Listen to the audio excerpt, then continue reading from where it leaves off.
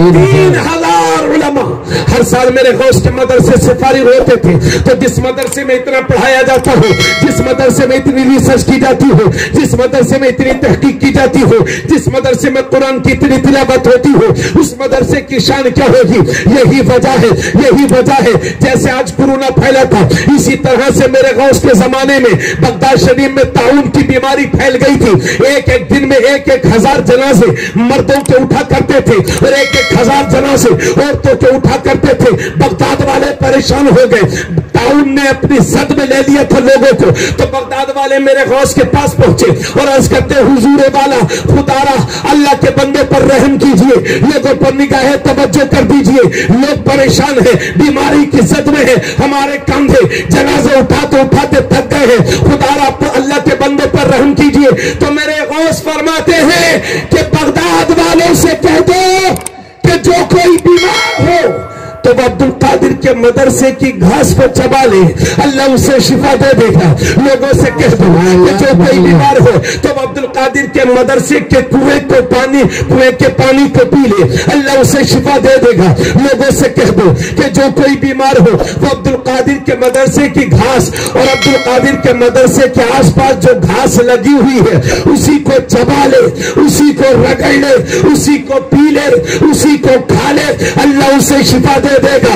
400 سال پہلے مدینے میں میرے نبی اعلان کرتے ہیں, جو میرے روزے پر آ گیا ہے وہ جنتی ہے. 400 سال کے بعد بغداد میں میرے نبی کا بیٹا عبد القادر اعلان کرتا ہے کہ جو عبد القادر کے مدرسے سے راستے سے گزر گیا اللہ اسے جنتی بنا دے گا.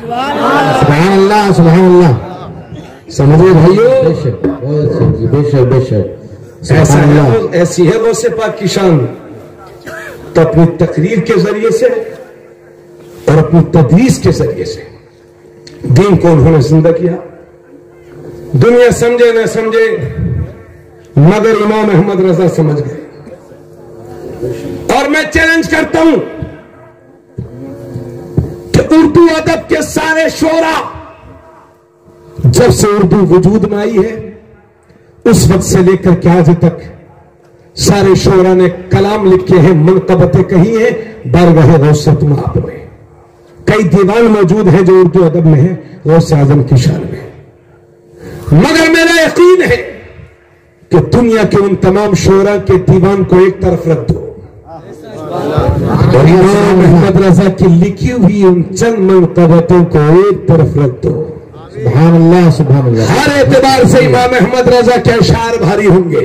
جب امام احمد رضا غوثیت مآب میں عرض کرتے ہیں تو یوں عرض کرتے ہیں, واہ کیا مرتبہ اے غوث ہے بالا تیرا, اونچے اونچوں کے سروں سے ہے قدم آلہ تیرا, سر بھلا کیا کوئی جانے کہ ہے کیسا تیرا, اولیاء ملتے ہیں آنکھیں وہ ہے تلوا تیرا, کیا دبے جس پہ حمایت کا ہو پنجہ تیرا, شیر کو خطرے میں لاتا نہیں کتا تیرا, تو حسینی حسنی کیوں نہ محی الدین ہو, ایک خضر مجمع بحرین ہے چشمہ تیرا, قسم دے دے کے کھلاتا ہے پلاتا ہے تجھے, پیارا اللہ تیرا چاہنے والا تیرا, ابن زہرا کو مبارک ہو عروس قدرت, قادری پائے تصدق میرے دلہا تیرا, مصطفیٰ کے تنے بے سائے کا سایہ دیکھا, جس نے دیکھا میری جلوہ زیبا تیرا, کیوں نہ قاسم ہو کہ تو ابن ابی القاسم ہے, کیوں نہ قادر ہو کہ مختار ہے بابا تیرا. اور میرے اعلیٰ حضرت کہتے ہیں اے میرے غوث آپ پنجتن پاک کے وارث ہیں, اور اس وراثت کی طرف اشارہ کرتے ہیں تو عرض کرتے ہیں نبوی میہ علوی فصل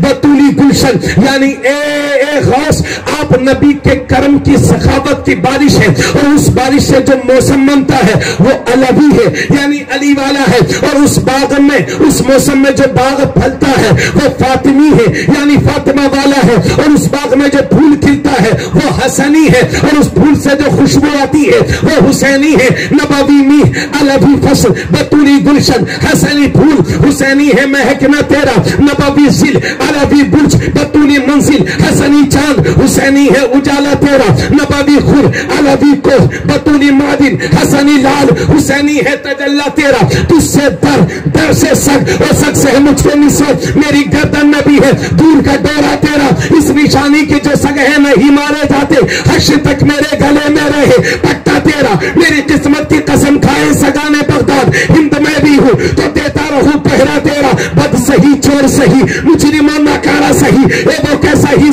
ہے تو کریمہ تیرا فخر آقا میں رضا.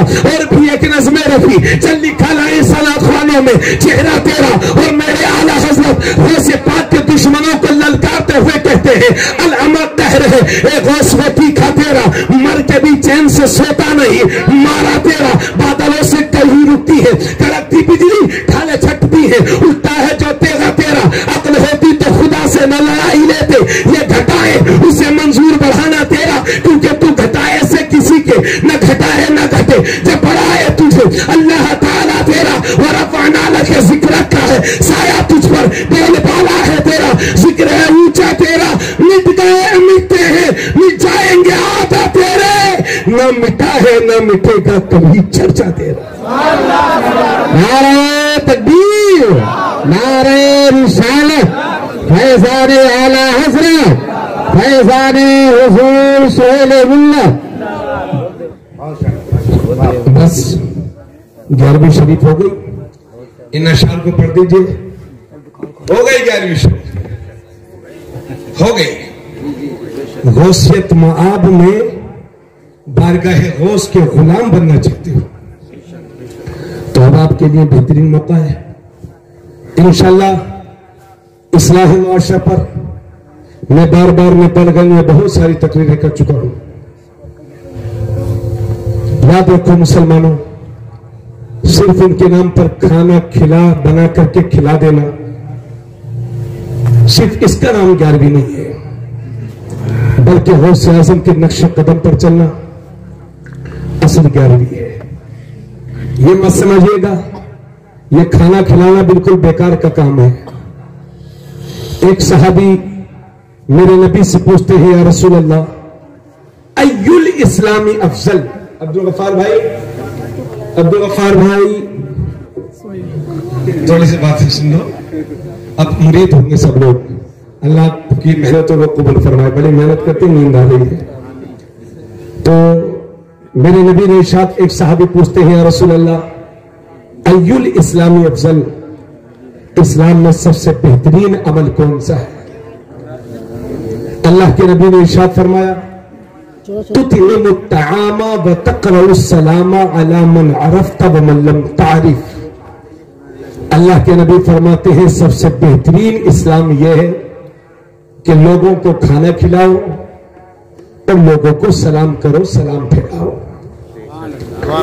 حضرت عبداللہ بن سلام جو ایک صحابی رسول ہیں وہ کہتے ہیں کہ جب نبی مدینہ شریف میں تشریف لائے تو میں نے اپنے نبی کی زبان سے جو سب سے پہلی بات سنی مدینہ شریف میں وہ یہ تھی.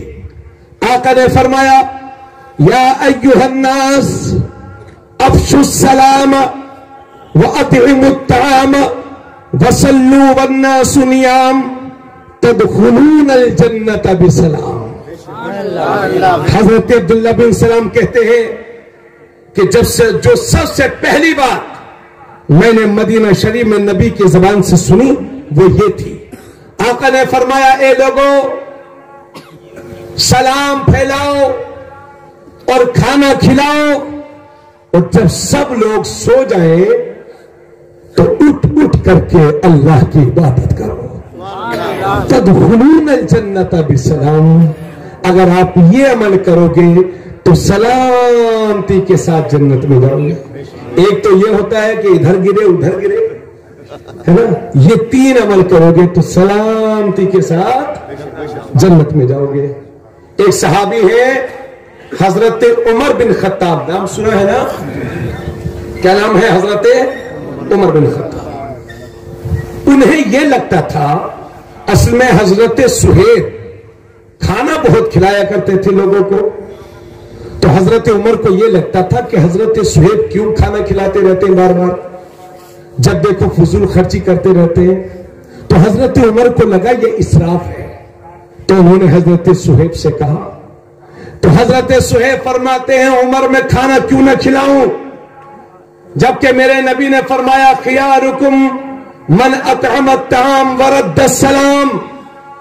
حضرت سہیب کہتے ہیں میں کھانا کیوں نہ کھلاؤں جبکہ میرے نبی نے فرمایا ہے تم میں بہترین انسان وہ ہے جو کھانا کھلائے اور لوگوں کے سلام کا جواب دے.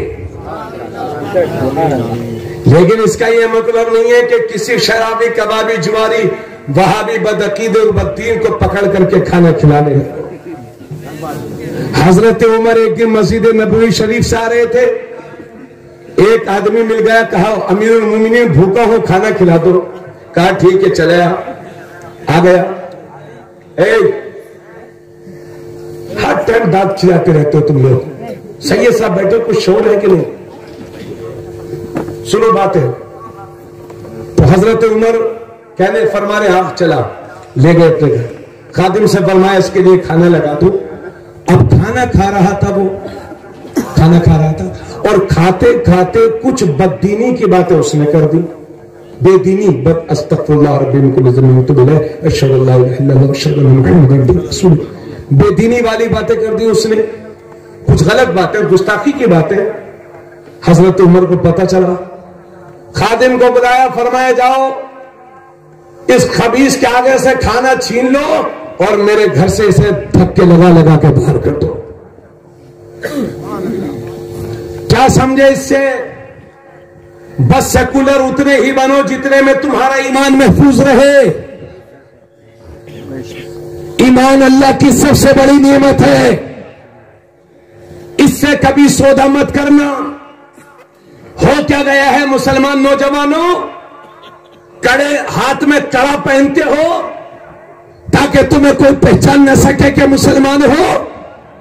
ایسے مسلمان ہمارے ہندوستان کے صوبہ جھارکھنڈ میں آج سے 3-4 سال پہلے تبریز انصاری نام کے ایک مظلوم کو قتل کیا گیا تھا، اور اس سے وہی کفری بولی بلوائی گئی تھی جو آج کل بڑی مشہور ہو گئی ہے، بول بول بول۔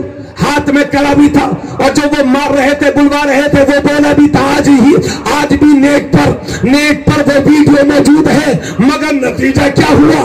پھر بھی اسے مارتے رہے، اتنا مارا کہ وہ لڑکا ہی مر گیا۔ مجھے کہنے دو کہ ان ہاتھوں میں کڑے پہن کے رہنے کی عادتیں چھوڑ دو۔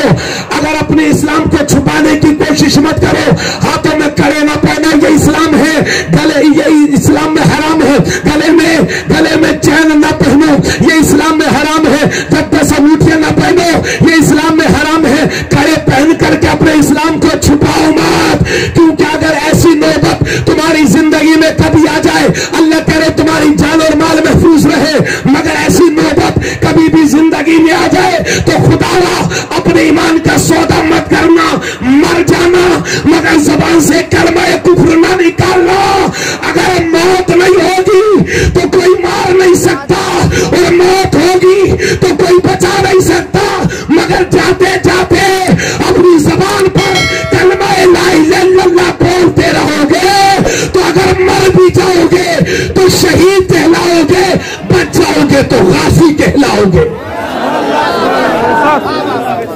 چھوڑ دو گھٹیا پن، اگر 1,00,000 لوگوں میں بھی رہو، سمجھ گئے، تو دور سے پتہ چلنا چاہیے یہ مسلمان کا بیٹا ہے، اس میں کہ مسلمان بنو۔ اسلام کو چھپاؤ مت، دوسروں کو اسلام پڑھاؤ۔ اب تمہارا ہمارا کوئی قرآن نہیں پڑھے گا، نہ کوئی حدیث پڑھے گا ہماری۔ اب دنیا ہم کو دیکھے گی، اگر ہم اپنے کردار سے، اپنے اخلاق سے دنیا کو متاثر کر لیں گے تو پھر دنیا بھی وہی بولی بولے گی جو ہم بول رہے ہیں۔ گھبراؤ مت، آپ کا اسلام بہت بلند ہے، دنیا کے کسی مائی کے لال میں یہ طاقت نہیں ہے کہ رسول اللہ کے دین کو مٹا سکے۔ جب کربلا میں یزیدی نہ مٹا سکے تو آج ہندوستان اور نیپال میں یزید کی اولاد بھی نہیں مٹا سکتی۔ اس لیے اسلام اللہ کی طرف سے آپ کو ملا ہے، اسے قبول فرمائیے، اور جو دوسری برادری مذہب کے لوگ ہیں ان کے ساتھ بھی غلط سلوک مت کریے، جھوٹ مت بولیے، ان کے ساتھ فراڈ مت کریے، سچ بولیے، اور ان کو اگر وہ آپ کے پڑوس میں ہے تو ان کو لگنا چاہیے ہم کسی مسلمان کے پڑوسی ہیں۔ اپنے کردار سے دنیا کو متاثر کرو۔ باتیں بہت ہیں، انشاءاللہ پھر کبھی۔ جو آپ حضرات میں سے مرید نہیں ہیں وہ حضور والا کے ہاتھ میں ہاتھ دے کر کے غوث اعظم کے غلاموں میں شامل ہو جائیں، اس سے اچھا موقع شاید پھر آپ کو کبھی ملے۔ اللہ کرے بار بار ملے، لیکن بہت اچھا موقع، تشریف لائیں اور جو مرید نہیں ہے وہ مرید ہو جائے۔ قاری ابو الحسن صاحب